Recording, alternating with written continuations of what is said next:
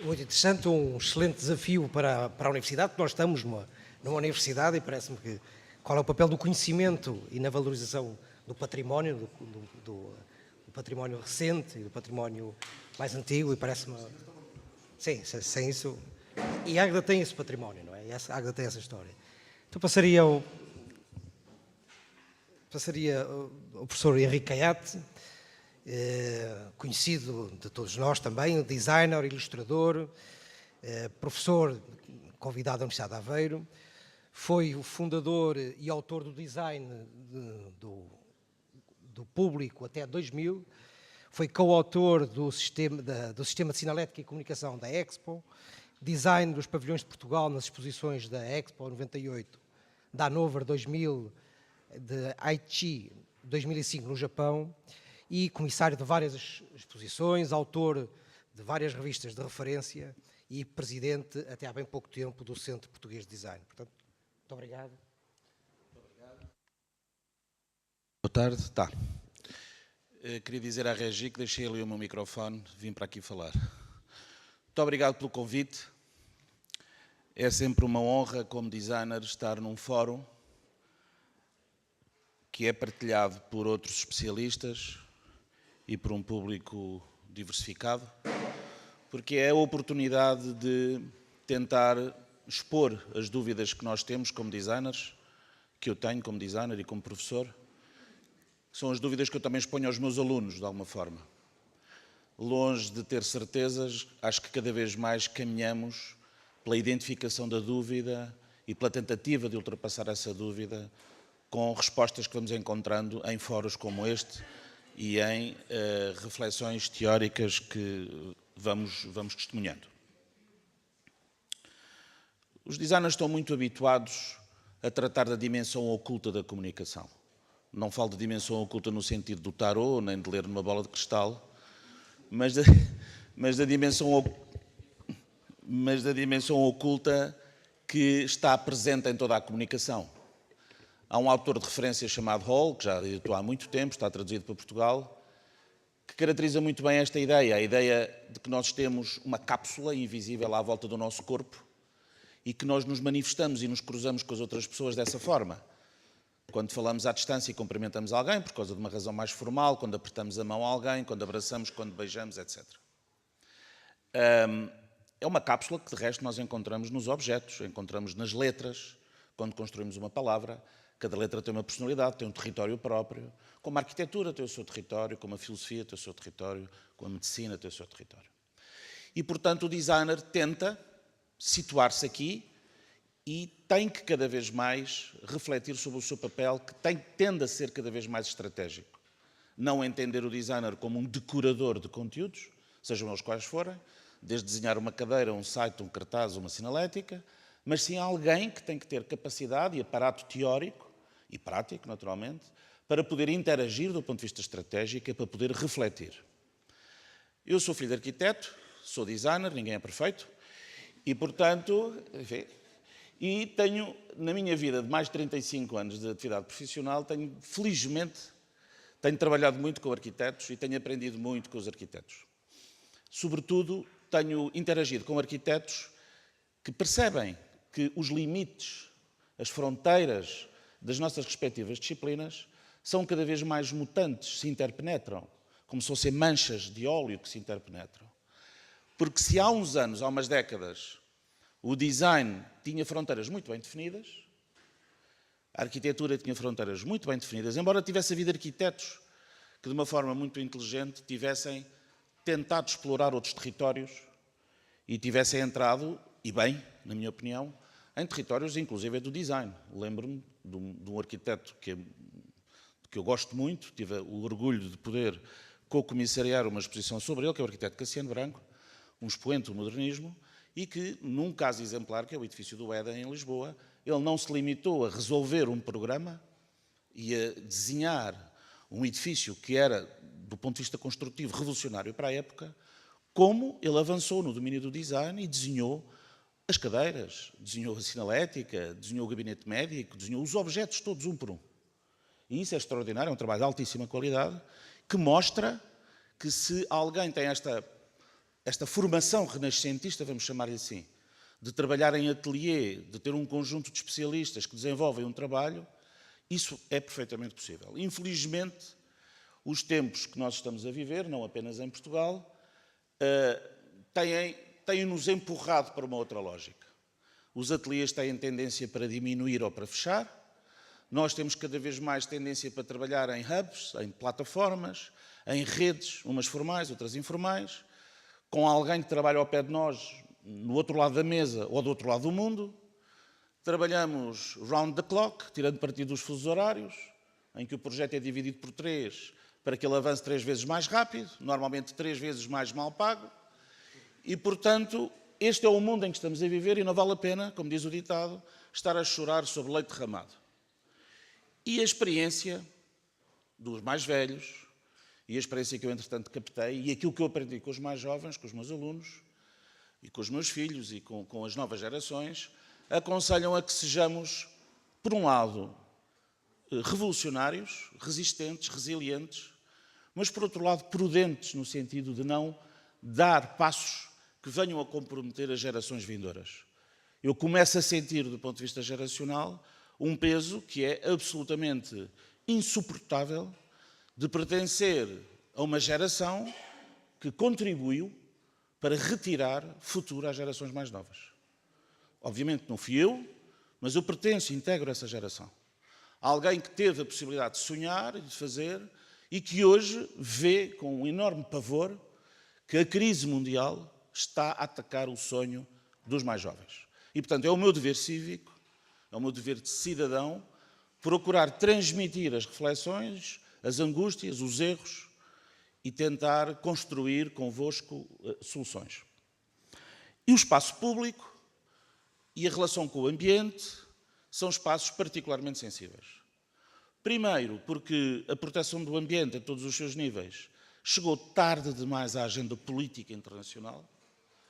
Em Portugal, por exemplo, alguém que foi determinante na construção da democracia e que foi 2 vezes Presidente da República, Mário Soares, lembro-me perfeitamente, ele fez 2 mandatos de 5 anos cada e foi no fim do seu segundo mandato e à força que introduziu na sua agenda das presidências abertas a questão do ambiente.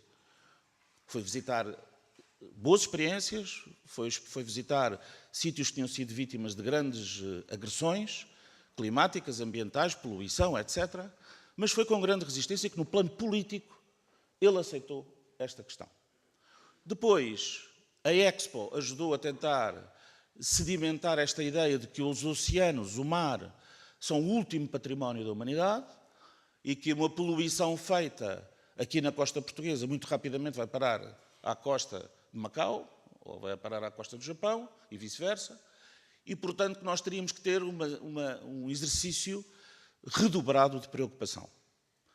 Por maioria de razão, porque nós não vivemos em casulos, os designers acolheram tarde demais estas realidades e incorporaram tarde demais estas realidades. A realidade da proteção do ambiente, a realidade do estudo dos impactos, da utilização de materiais, de processos produtivos, que, por sua vez, não agredissem o ambiente e que procurassem ser sistemas que melhorassem a vida das pessoas.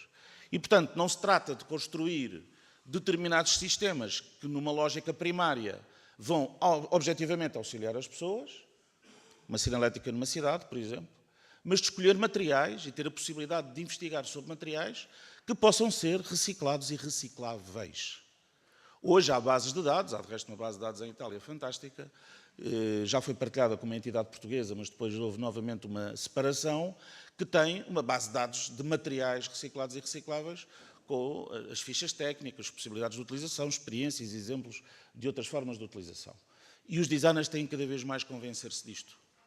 Perceber que o sol é uma fonte de energia extraordinária, o vento, e que nós temos que usar e pesquisar materiais que consigam aliar custo, transformação equilibrada, para depois resultar em sistemas integrados, amigos do ambiente e, sobretudo, pensados e realizados em articulação com outras disciplinas. E é preciso, portanto, pensar isto estrategicamente. Nós já não estamos no tempo em que o Marc Augé caracterizou os espaços públicos de uma forma quase que plasmada, chata, plana, como não lugares. Já não estamos aí, penso eu. Esses não lugares têm vindo a ser habitados pelas pessoas de formas completamente distintas. Ele considerava os não lugares como espaços que eram de todos, mas não eram de ninguém. Espaços que eram atravessados, as estações de caminho de ferro, as estações de metros, etc. Mas o que nós sentimos hoje é que há formas de microintervenção que são extraordinárias no espaço público, e especialmente em zonas arborizadas, em parques, em jardins, em zonas que são zonas de lazer, cascos históricos, etc. Recentemente, nós temos assistido a uma grande teorização, vários autores, o Flórida é um deles, que nos tenta dizer, de uma perspectiva otimista, que as novas tecnologias, as tecnologias digitais, as cidades digitais, as plataformas digitais, vão contribuir para o rejuvenescimento desses locais que tendem cada vez mais ao abandono. Nós, na intervenção, no painel anterior, vimos alguns dados estatísticos que estão a circular, que fazem parte até de muita prospectiva, sobre esta ideia de quantos cidadãos vão viver no mundo, vão viver nas cidades, a pressão sobre o litoral. Nós temos tantas pessoas a falar sobre isto há tantas décadas. Não é nada de novo. Eu assisti a uma exposição extraordinária pelos seus meios reduzidos, mas a sua alta eficácia comunicacional e de conteúdos.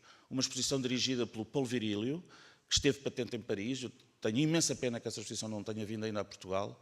Hoje, enfim, não seria muito caro, mas o que é facto é que não veio, ninguém a trouxe, eu também não a consegui trazer, em que, sem texto, sem banda sonora, numa projeção a 360 graus em que as pessoas estão no centro da ação, são só imagens que são projetadas num anel à nossa volta, mostram-se coisas que são absolutamente arrepiantes se elas se vierem a confirmar.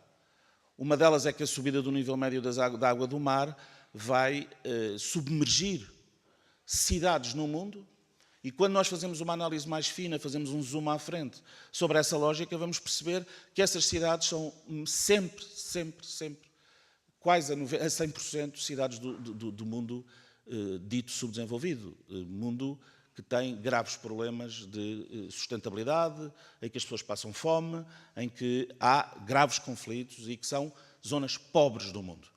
Com exceções depois, naturalmente, da emblemática Veneza ou de outras do género. Mas o que é facto é que nesse mapa estava Lisboa e Porto, e fazendo a simulação em computador, que era o que aparecia nessa exposição, o nível da água do mar subia, Lisboa e Porto estavam tranquilíssimos e conseguiriam viver tranquilíssimos, apesar de viverem à beira-mar. E, portanto, os designers têm que refletir sobre qual é o seu papel. Não no sentido de ir desenhar uma peça para o espaço público, de ir desenhar uma palavra, uma sinalética, uma intervenção de algum teor mais básica da profissão do designer, mas sim poder interagir e poder cruzar o seu saber com outros saberes, e temos visto aqui alguns e de altíssima qualidade, na reflexão do que é o espaço urbano e como é que as pessoas o vivem. Esta lógica das cidades digitais remete tudo para esta ideia da ubiquidade e da ideia da informação contextual. Hoje vivemos com ecrãs permanentemente, vemos as horas em ecrãs. Na televisão anuncia-se um modelo da Renault agora que tem um tablet no carro. Genial. Uma pessoa vai guiar na autoestrada, não é verdade? E, portanto, vai usar o tablet ao mesmo tempo, não é? E, portanto, ou o tablet lhe explica que ele está a sair já da faixa e que se vai espetar na árvore a seguir, em tempo real, claro. Ou então faz como fazia a Volvo, que tinha televisão dentro do carro, mas quando o carro ganhava uma velocidade de 1 km por hora, a televisão desligava automaticamente. E, portanto, nós só podíamos ver esses tablets, essas televisões, com o carro reparado. Mas pronto, tínhamos a portabilidade da televisão. Mas hoje temos isso no nosso smartphone, no nosso tablet. Isso hoje é banal, completamente. E, portanto, desde que haja uma ligação por satélite, nós estamos em comunicação permanente em todo o lado do mundo. E, portanto, o meu desafio para nós pensarmos era precisamente nós não nos deslumbrarmos com um conjunto de raciocínios que são decorrentes destas plataformas digitais. A civilização ocidental, as comunidades que vivem nos países mais desenvolvidos, começam, mesmo os jovens, tenho começado a sentir e tenho lido sobre isso, a detectar sinais de náusea na utilização dos computadores, de náusea absoluta. Porque não só nós estamos permanentemente em frente a um ecrã, como estamos com uma atenção fragmentada. Humberto Eco tem, de resto, 1 ou 2 textos muito inteligentes e muito interessantes sobre isto, como é seu hábito, sobre esta ideia da fragmentação.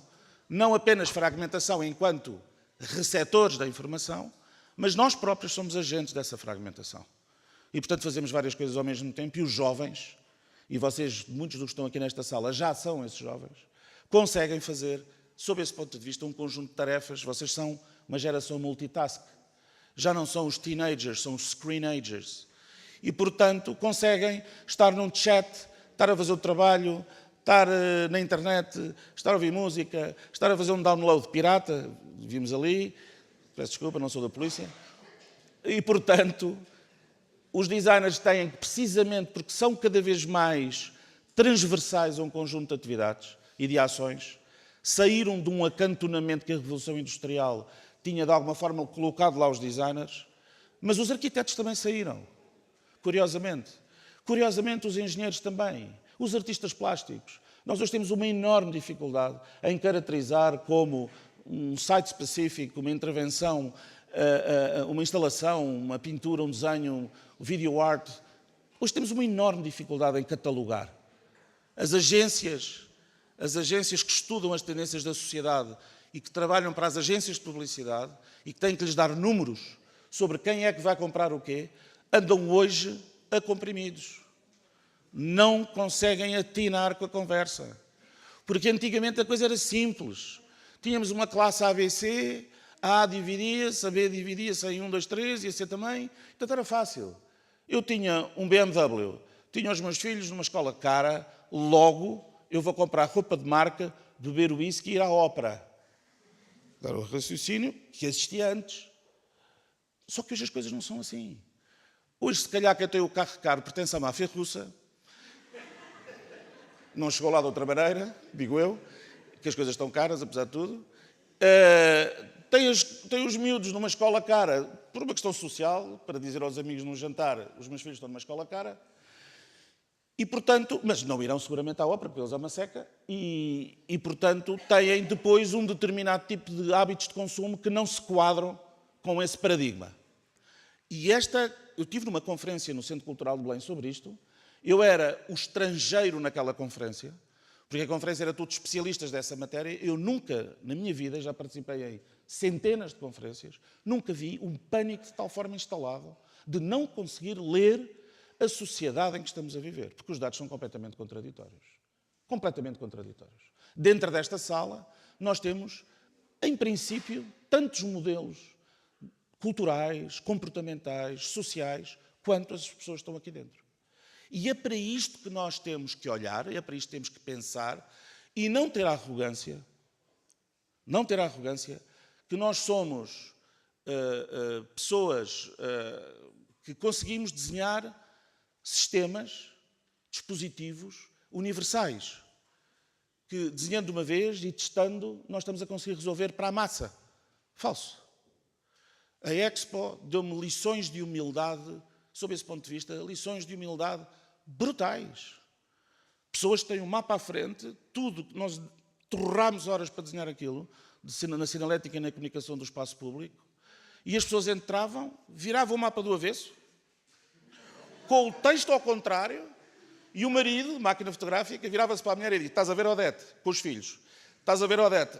Ali é o oceanário. Não, era ao contrário, estava nas costas. Porque as pessoas com texto viram e não ligam, não sabem ler mapas. São analfabetos funcionais. São. Nós pensamos que não somos analfabetos funcionais, mas somos. Temos níveis de compreensão de enunciados baixíssimos. O primeiro estudo de iliteracia demonstrava que 39% dos licenciados investigados não conseguiam ler um gráfico de barras. Simples gráfico de barras. Que tinha na horizontal os anos, 80, 81, 82, 83, na vertical a quantidade, 0, 5, 10, 15, 20, barras de alturas diferentes, e a pergunta: este é um gráfico que mostra a produção de vinho em Portugal nos últimos 10 anos. Diga qual foi o ano em que se produziu mais vinho. Difícil, não é?